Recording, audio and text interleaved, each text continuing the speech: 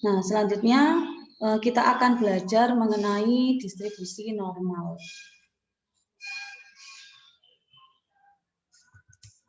Nah, sebelumnya kita telah belajar mengenai distribusi diskrit. Itu kan ada 7 ya, ada Bernoulli, binomial, multinomial, kemudian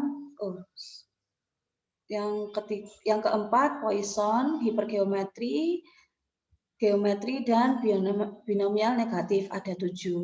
Nah, nanti di minggu ke-11 ini kita akan belajar mengenai distribusi normal. Distribusi normal ini adalah salah satu distribusi kontinu. Jadi kalau sebelumnya 7 ini adalah diskrit, nah nanti distribusi selanjutnya adalah kontinu. Fungsinya apa sih Bu kita belajar keseluruhan distribusi? Karena kita sebagai orang statistika harus tahu dulu dasarnya. Kayak kemarin Bernoulli itu sebenarnya apa? Bernoulli itu adalah kejadian sukses gagal yang dia sekali percobaan. Kemudian kalau misalkan binomial itu berarti sukses gagal sebanyak n kali percobaan. Multinomial berarti dia merupakan distribusi yang memiliki peluang setiap kejadian itu sendiri-sendiri. Nah, dan seterusnya, dia kan punya karakteristik masing-masing. Jadi ketika kalian ditemukan di kondisi lapangan kan nanti dia punya data, kemudian dari data itu klien ingin tahu analisisnya, apakah dia itu mengikuti distribusi apa. Nah, biasanya kita tahu analisisnya selain dari cek keselarasan distribusi adalah dengan melalui kejadiannya. Tadi kalau misalkan kejadiannya n kali percobaan dengan peluang hanya sukses gagal, maka dia adalah diskrit dan seterusnya. Nah, nanti kebanyakan pada prakteknya adalah menggunakan distribusi yang kontinu. Kenapa kontinu? Karena skala yang digunakan tidak lagi diskrit yang misalkan nominal 0,1 atau ordinal ya, yang merupakan tingkatan, tapi dia sudah memiliki skala interval rasio. Nah, nanti di distribusi kontinu ada distribusi normal, kemudian yang kedua distribusi gamma, yang ketiga distribusi eksponensial, chi-square 4, beta 5, log normal 6, dan Weibull 7. Nah, di pengantar minggu ke-11 kali ini saya akan menyajikan tambahan satu distribusi lagi, dan itu merupakan distribusi yang masih sederhana, yaitu distribusi seragam atau uniform. Jadi yang awalnya kita punya 7 distribusi diskrit, kemudian yang kontinu ini tadi ada berapa? 1, 2, 3, 4, 5, 6, 7. 7 juga distribusi kontinu, nanti plus 1 yaitu distribusi uniform untuk masing-masing yaitu diskrit dan kontinu. Nah, capaian pembelajaran di pertemuan ke-11 adalah mahasiswa mampu menjelaskan dan menerapkan distribusi normal dan sifat-sifatnya. You can check on the PDF Walpole page 192. Kemudian ada distribusi seragam diskrit dan kontinu. Yang pertama distribusi uniform diskrit. Jadi distribusi uniform itu adalah distribusi yang paling sederhana, yaitu ketika variabel random atau variabel peubah acak ya istilahnya kalau bahasa Indonesianya peubah acak memiliki probabilitas yang sama atau peluang yang sama untuk terpilih. Nah, ciri-cirinya adalah setiap nilai variabel acak mempunyai probabilitas terjadi sama. Nah, misalkan jika peubah acak X memiliki nilai X1, X2, X3 sampai dengan XK dengan peluang yang sama, maka distribusi seragam diskrit adalah, nah ini parameternya adalah X, K. X ini merupakan kejadiannya, nah K ini adalah peluang terjadinya, jadi peluang terjadinya, yaitu 1/K. Fungsi kepadatan peluangnya adalah 1/K. Dengan X adalah X1 sampai XK. Kemudian kita juga mendapatkan rata-rata dan varian. Karena ini merupakan diskrit, maka rata-rata atau mu adalah ekspektasi X, yaitu sigma X dikali Fx.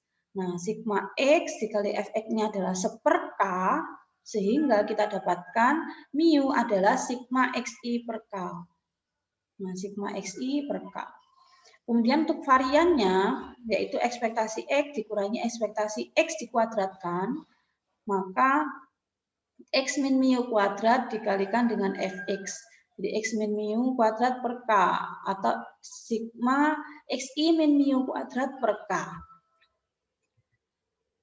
Nah, teorema, jika X itu mengikuti distribusi uniform, dengan parameternya adalah N, di mana N adalah 1 sampai tak hingga, X merupakan variabel acak berdistribusi uniform diskrit, maka nilai harapannya adalah setengah dikali N plus 1. Jadi kalau misalkan dia suatu variabel acak itu memiliki distribusi diskrit, maka untuk minnya yang tadi awalnya adalah sigma xi, nih ya, sigma xi per k, dan variannya sigma xi min mu kuadrat per k, atau sesuai dengan rumus varian ya. Nah itu nanti bisa didapatkan ini hasilnya, yaitu setengah kali n plus 1. Nah nanti kita buktikan secara empirik ya. Kemudian untuk variannya atau sigma kuadrat sama dengan 1/12 n kuadrat min 1. Nah, kita buktikan untuk ekspektasi X, sigma X kali Fx, jadi X dikalikan 1/n, n dari 1 sampai 1 tambah 2 sampai n, kemudian 1/n dikali setengah n, a plus un, jadi kita gunakan pendekatan deret. Nah, kemudian setengah n, a-nya, suku pertamanya adalah 1 dan UN-nya adalah N. Sehingga 1/n dikali setengah N kali N plus 1. Nah ini sisanya adalah setengah kali N plus 1. Terbukti secara pembuktian formula ya dari rumus ini, persamaan ini terbukti bahwa ekspektasi X sama dengan setengah N plus 1. Kemudian untuk variannya juga demikian, sigma kuadrat sama dengan 1/k sigma xi min mu kuadrat. Nah, kemudian kita kuadratkan sigma x kuadrat fx min sigma x dikali fx dikuadratkan. Nah, ini dari rumus ini, varian adalah ekspektasi X jika dikalikan dengan ekspektasi X dikuadratkan, atau ekspektasi X min mu kuadrat. Nah, ini ekspektasi X dikurangi ekspektasi X dikuadratkan. Nah, kemudian ekspektasi X kuadrat Fx, nah sama dengan ini ya, ekspektasi X 1/n dikali 1 kuadrat plus 2 kuadrat plus 3 kuadrat sampai dengan n kuadrat dikurangi dengan ekspektasi X dikuadratkan. Berarti kita dapatkan ini kan ekspektasi X-nya, kita kuadratkan. Jadi setengah N plus 1 dikuadratkan, yaitu 1/4 N plus 1 kuadrat. Nah, untuk yang suku dari sisi ini ya, 1/n dengan cara yang sama ya, dengan menggunakan pendekatan deret geometri, kita dapatkan N dikali N plus 1 kali 2N plus 1/6. Nah, kemudian kita keluarkan N-nya. Nah, ini kita kalikan ya, menjadi 2N kuadrat. Kemudian ini N ditambah 2N menjadi 3N, kemudian plus 1/6. Nah, ini kemudian untuk yang ruas kiri 1/4 N plus 1 kuadrat berarti menjadi N plus 1 kuadrat per 4. Kita uraikan N plus 1 kuadratnya menjadi N kuadrat plus 2N plus 1/4. Nah, kemudian kita dapatkan hasilnya 2N kuadrat plus 3N plus 1/6 min N kuadrat plus 2N plus 1/4. Nah, kita samakan penyebutnya menjadi 12. Nah, ini nanti kalian bisa cek. Nah, sehingga ini ya, 4N kuadrat min 3N sisanya adalah N kuadrat. Kemudian 6N dikurangi dengan 6N, tidak ada atau hilang menjadi 0. 2 dikurangi dengan 3 adalah min 1. Sehingga hasilnya adalah N kuadrat min 1/12. atau 1/12 n kuadrat min 1. Sehingga terbukti secara dari persamaan varians kita dapatkan bahwa varian adalah 1/12 n kuadrat min 1. Nah, sekarang kita masuk ke contohnya. Jika sebuah dadu dilempar, maka setiap elemen dari ruang sampelnya adalah S1 sampai 6 terjadi dengan peluang yang sama, sehingga kita mempunyai distribusi seragam. Fx, 6. Sehingga 1/k peluangnya adalah 1/6 untuk X sama dengan 1 sampai 6. Nah, rata-ratanya adalah tadi apa? Sigma X per N. Ini, sigma X dari 1 sampai K per K atau per N misalnya. Nah, sehingga kita jumlahkan X-nya 1, 2, 3, 4, 5, 6 per 6. Hasilnya adalah 3,5. Nah, kemudian kalau kita gunakan pendekatan teorema, ekspektasi X sama dengan setengah N plus 1, kita dapati N-nya tadi adalah 6. 6 plus 1 adalah 7. 7/2 adalah 3,5. Sehingga dengan menggunakan mu sama dengan sigma XI per K dan ekspektasi X setengah kali N plus 1, maka dia akan memberikan hasil yang sama. Kemudian untuk sigma kuadrat, tadi formulanya adalah ini, sama seperti mencari varian biasa, yaitu sigma XI min mu kuadrat per K. Nah, kita cari sigma XI, jadi dijumlahkan XI untuk yang I sama dengan 1 min 3,5 kuadrat plus 2 min 3,5 kuadrat sampai 6 min 3,5 kuadrat per 6. Nah, hasilnya adalah 35/12. Nah, ketika kita gunakan sesuai dengan teorema tadi, 1/12 N kuadrat plus 1. N-nya tadi 6 kuadrat plus 1 berarti, harusnya min ya, min 1. Min 1.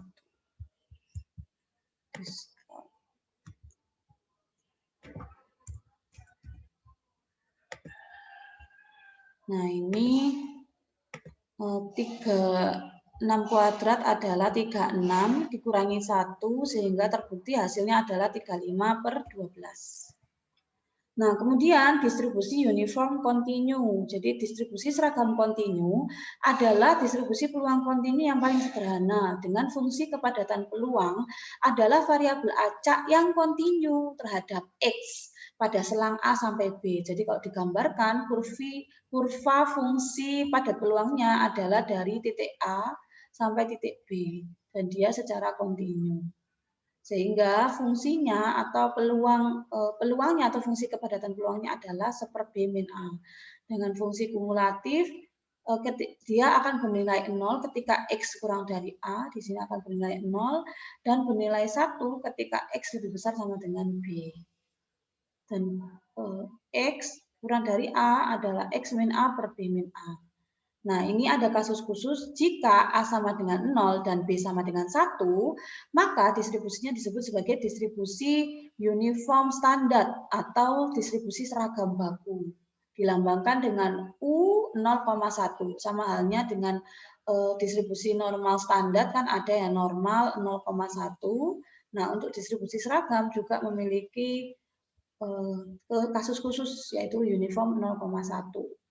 Jadi min dan variannya adalah mu A plus B per 2, sigma kuadrat adalah B min A kuadrat per 12. Nah, teoremanya, jika X merupakan distribusi uniform dengan parameter A, B dan A kurang dari B, maka X merupakan variabel acak yang bersifat kontinu distribusi uniform kontinu. Mu-nya adalah A plus B per 2 dan variannya adalah B plus A kuadrat per 12. B min A kuadrat per 12.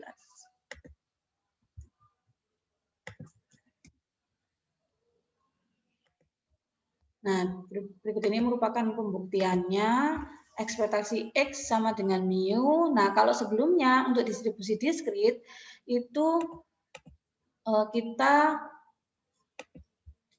akan menggunakan sigma ya, karena dia jumlahan dari peristiwa yang diskrit. Sedangkan kalau kontinu, karena dia itu bersifat kontinu, artinya untuk titik A sampai titik B itu dia memiliki nilai, di sini ada nilai, di sini ada nilai, dan seterusnya memiliki nilai yang bisa dicari peluangnya, maka dia untuk distribusi kontinu, FKP-nya, fungsi kepadatan peluangnya adalah dengan menggunakan integral.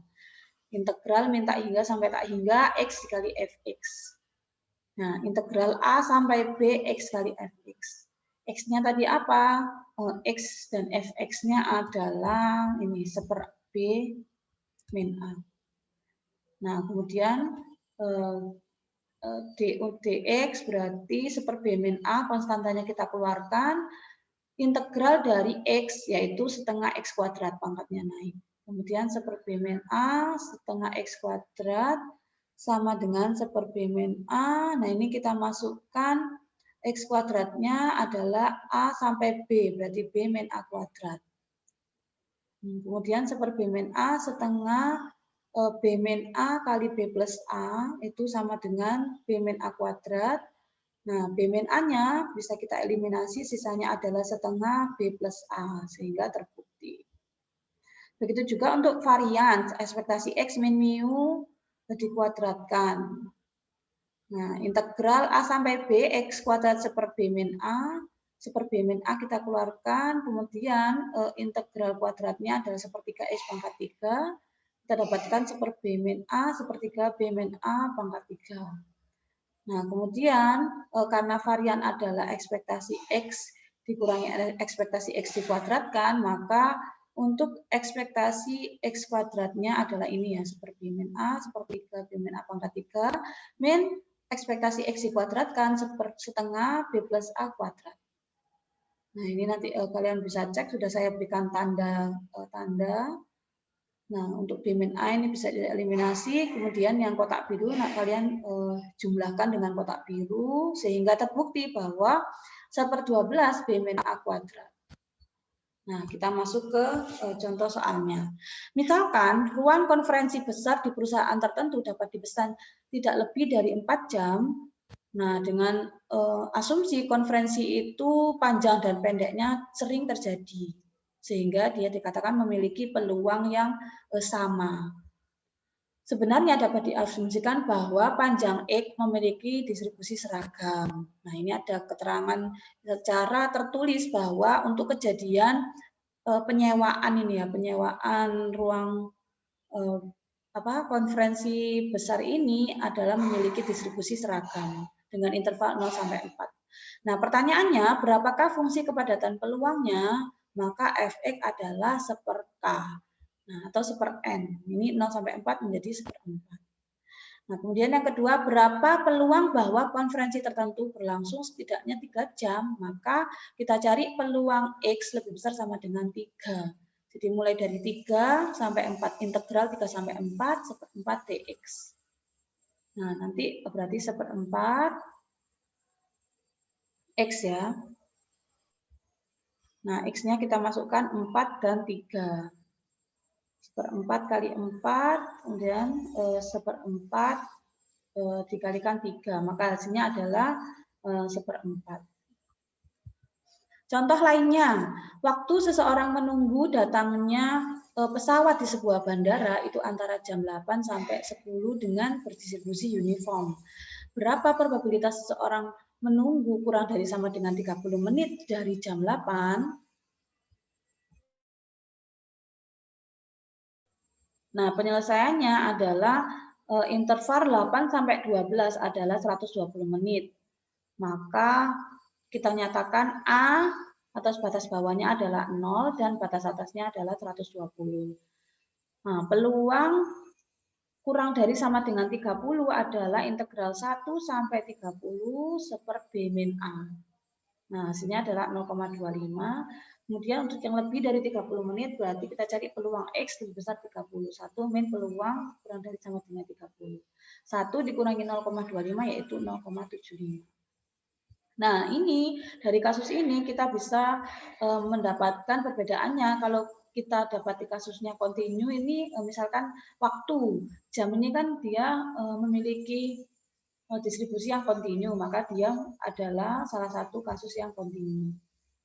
Nah, kemudian ini jam ya.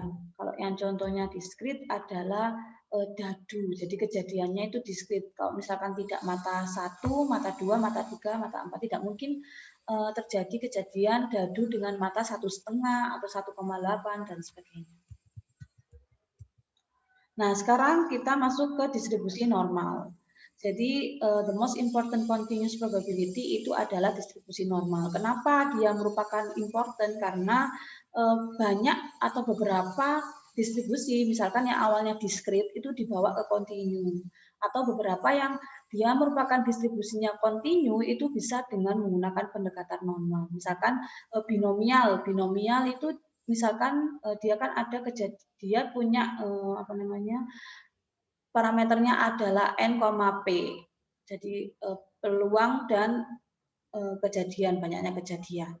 Nah, kalau misalkan peluangnya itu kecil dan n-nya itu besar, maka dia bisa digunakan pendekatan distribusi normal. Atau misalkan kalian punya distribusi chi-square atau chi-kuadrat. Nah, ini juga bisa dilakukan perhitungan dengan menggunakan distribusi normal. Nah, untuk chi-square menuju ke distribusi normal itu akan kita pelajari ke mata kuliah selanjutnya, yaitu dengan di mata kuliah statistik non parametrik. Jadi nanti ada kelanjutannya. Jadi minimal kalian tahu dulu distribusi diskrit itu seperti apa, distribusi kontinu seperti apa.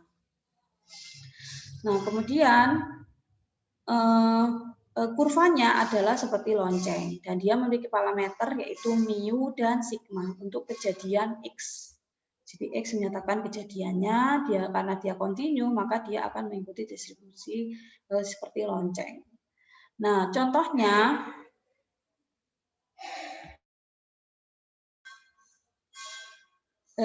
fenomena distribusi normal itu banyak terjadi di perusahaan, misalkan di fenomena alam, di perusahaan industri atau dalam suatu penelitian.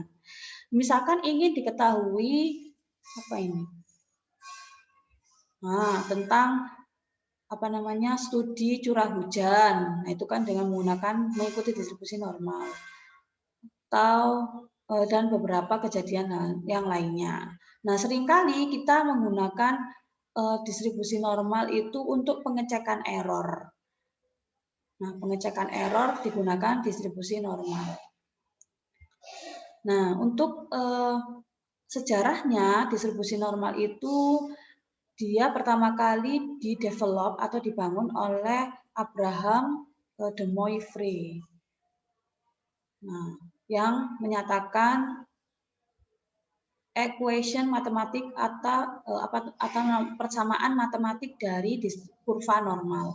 Kemudian pada tahun ini setelahnya 1777 sampai 1885 ini Carl Friedrich Gauss. Jadi biasanya kalian juga bisa menemui distribusi normal atau distribusi Gauss gitu ya. Nah, itu sama dengan distribusi normal. Penciptanya atau penemunya adalah Gauss.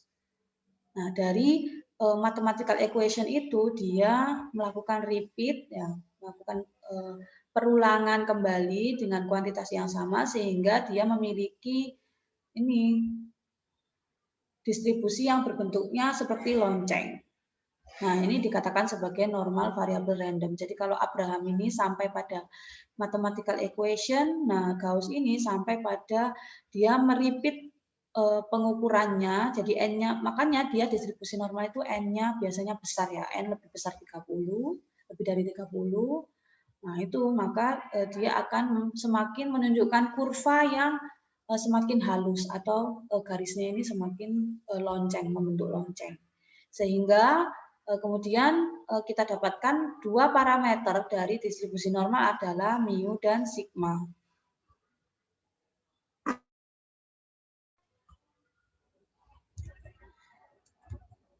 Bisa diklik. Nah, fungsi kepadatan peluangnya adalah seperakar 2pi sigma eksponensial minus 1/2 sigma kuadrat x min 2 kuadrat. Di mana pi adalah ini dan eksponensial adalah ini. Nah, kemudian berikut ini adalah merupakan 3 grafik dari 2 distribusi normal. Untuk yang pertama adalah perbandingan mu1 dan mu2. Nah, ini mu1 nilainya lebih kecil daripada mu2 karena dia lokasinya lebih kiri daripada mu2. Kemudian untuk sigmanya ini adalah sama karena sigma menunjukkan ketinggian atau apa namanya? Penyebaran, ukuran penyebaran. Jadi sigma 1 sama dengan sigma 2. Sedangkan kalau mu menunjukkan rata-rata, dia ini yang mendatar karena dia memiliki nilai mendatar yang sama, tetapi lokasi mu-nya ini lebih kiri daripada mu2, maka mu1 kurang dari mu2 dan sigma 1 sama dengan sigma 2. Kemudian untuk gambar yang kedua adalah kurva distribusi normal dengan mu1 sama dengan mu2, jadi lokasi rata-ratanya sama. Nah, tetapi variannya berbeda karena untuk varian 1 itu lebih tinggi daripada varian 2. Jadi kalau semakin tinggi berarti dia menunjukkan varian yang semakin kecil ya, variasinya semakin kecil. Nah, ini kan ketahuan ya. Jadi variasinya semakin kecil, sedangkan kalau semakin melebar berarti variannya semakin besar.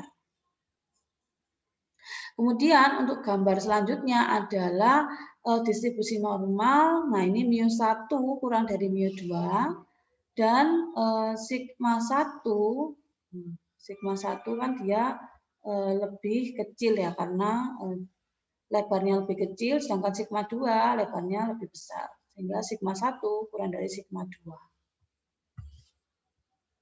Nah, berikut ini merupakan sifat-sifat dari distribusi normal. Yang pertama, luas daerah di bawah kurva itu sama dengan 1.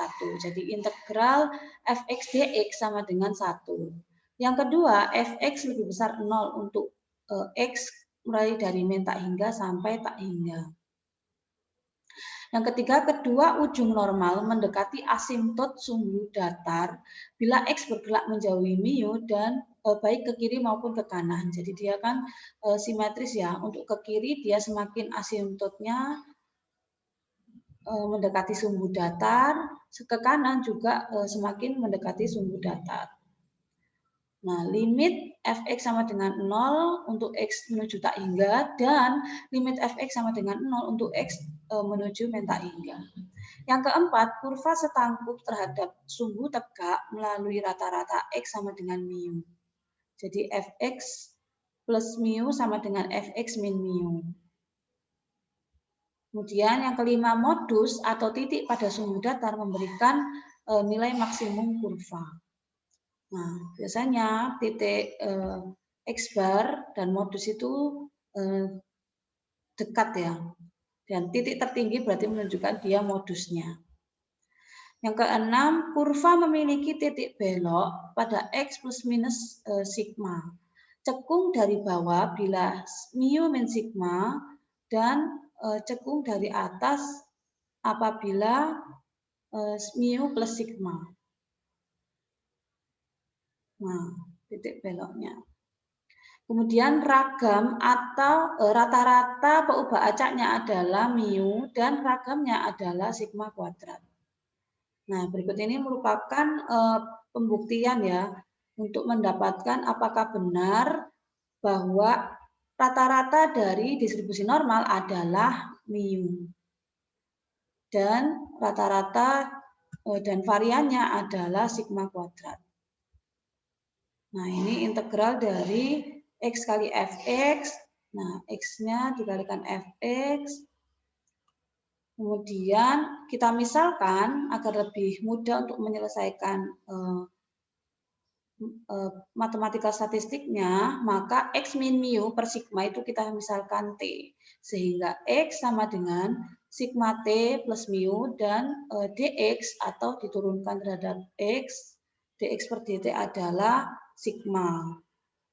Nah, kemudian x kuadrat sama dengan sigma t plus mu kuadrat. Sehingga kita uraikan sigma kuadrat t kuadrat plus 2 sigma t mu plus mu kuadrat.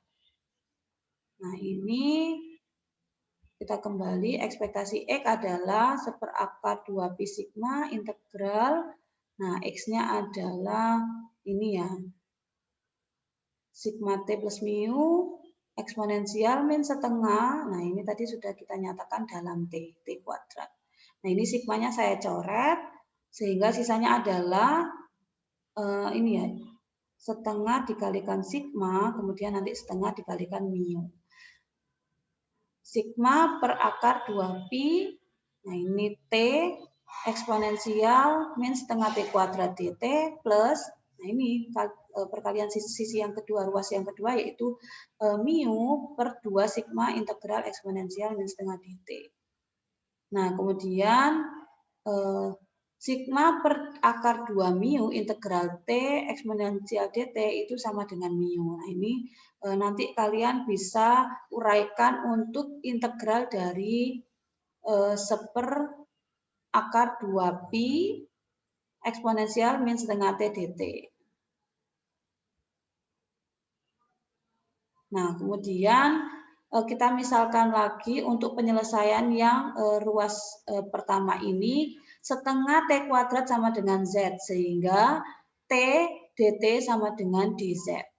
Maka eksponensial X adalah sigma per akar 2pi integral eksponensial min Z ya, karena ini setengah T kuadrat berarti min Z dz plus mu.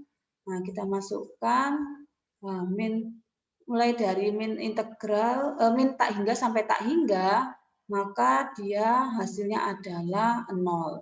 Sehingga 0 plus mu hasilnya adalah mu. Sehingga terbukti bahwa ekspektasi X sama dengan mu.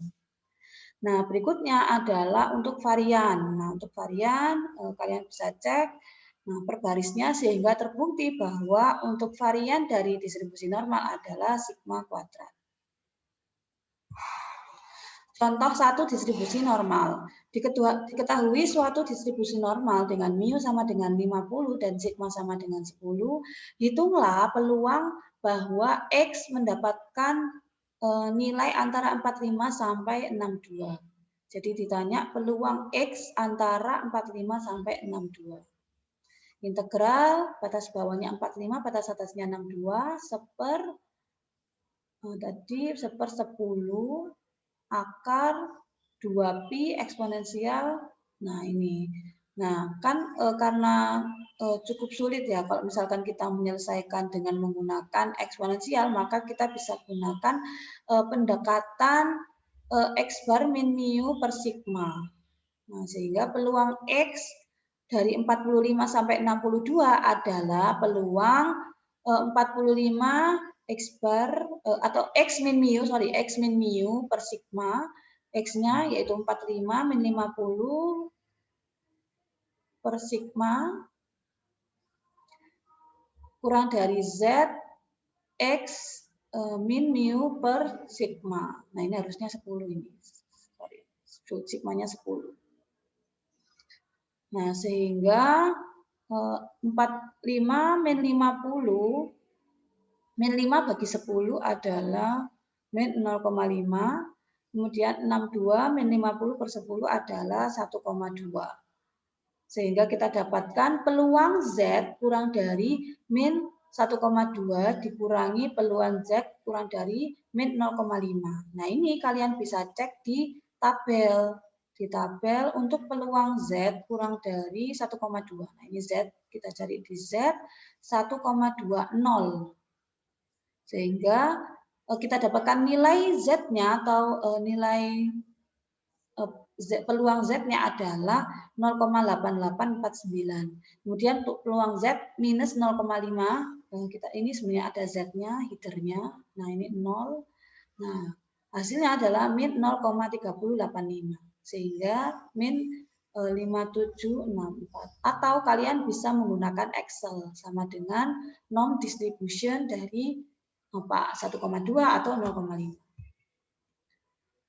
Nah, contoh yang kedua, suatu perusahaan listrik menghasilkan bola lampu yang umurnya berdistribusi normal dengan rata-rata 800 jam dan simpangan baku 40 jam. Hitunglah peluang suatu bola lampu dapat menyala antara, nah dengan cara yang sama berarti bisa ya 778 per 40. Dan seterusnya, nah kita gunakan tabel untuk peluang Z kurang dari 0,85 ini. Nah, peluang Z ini minus 0,55 adalah ini 2912. Atau ini ya, kalian bisa menggunakan Excel, kalian coba sama dengan norms distribution 0,85 untuk ini, dan norm distribution minus 0,55 untuk yang bawah, sisi bawah. Nah, untuk yang soal ketiga bisa kalian cek. Nah, kemudian tadi yang saya katakan, kenapa distribusi normal itu adalah distribusi yang penting karena dia bisa dengan menggunakan teorema sentral limit ya, maka terhadap distribusi tertentu dia akan menuju ke distribusi normal. Misalkan di sini adalah bila X adalah peubah acak binomial dengan nilai tengah yaitu mu N kali P dan ragam sigma kuadrat adalah NPQ, maka bentuk pelimitan yaitu Z X min N kali P per akar N kali P kali Q. Nah, untuk N menuju tak hingga adalah sebaran normal baku. Nah, sebaran binomial akan memberikan hampiran yang sangat baik pada ketika ketika N-nya besar dan peluangnya itu sama dengan setengah atau dekat dengan setengah. Bahkan bila N kecil dan P tidak mendekati 0, maka dia masih cukup baik. Nah, ini saya gambarkan, misalkan dari histogram ini memiliki peluang distribusi binomial dengan X, N-nya yaitu 6, dan P-nya 0,2. Nah, dia memiliki grafik yang seperti ini. Jadi titik, titik, titik, titik, titik. Nah, sedangkan kalau kita perluas untuk kita bandingkan untuk yang binomial dengan N15, nah ini kan dia 2 kali lipatnya dari ini ya. Kemudian peluangnya sama 0,2, maka dia semakin menunjukkan grafik normal yang semakin halus, semakin menuju ke lonceng. Nah, kemudian di hampiran normal sebaran binomial untuk X sama dengan N15. Nah, ini P-nya yang diperbesar. P-nya menuju setengah ini tadi ya, untuk teoremanya bila N besar dan P dekat dengan setengah atau 0,5, maka dia akan memberikan hampiran yang sangat baik atau menuju ke distribusi normal. Nah, ini terbukti dengan menggunakan Minitab. Nah, dia ternyata semakin halus dan semakin membentuk lonceng. Kalau ini kan masih tidak simetris. Nah, sehingga secara grafik juga terbukti bahwa hampiran normal terhadap sebaran binomial itu baik ya. Jadi hampiran normal sangat bermanfaat untuk menghitung jumlah peluang binom dengan N besar. Oke, kita masuk ke contoh hampiran normal dengan sebaran binom. Jadi kalau sebelumnya kita dapatkan fungsi kepadatan peluang atau probability dengan kejadian distribusi binomial adalah ini kombinasi NX peluang X 1 min P N min X. Nah, tapi kita ingin menyelesaikan soal ini dengan menggunakan hampiran normal. Diketahui 2% dari bola lampu yang dihasilkan adalah lampu yang cacat. Jika N 400 bola lampu, berapakah peluang terdapat kurang dari 12 yang rusak? Nah, peluang X kurang dari 12. Nah, maka dengan menggunakan hampiran normal, peluang Z kurang dari Z, yaitu 12 atau X min mu, tadi kan mu-nya dinyatakan dalam N kali P. N-nya 400, P-nya tadi adalah 0,02. Tahu dari mana ini? 2%, 0,02. Kemudian akar N kali P 1 min P. Nah, kita cari di tabel distribusi normal sehingga kita dapatkan peluang terdapat kurang dari 12 yang rusak adalah 0,9236. Nah, ini selanjutnya bisa kalian pelajari. Nah, untuk minggu pertama sampai selesai pada distribusi normal.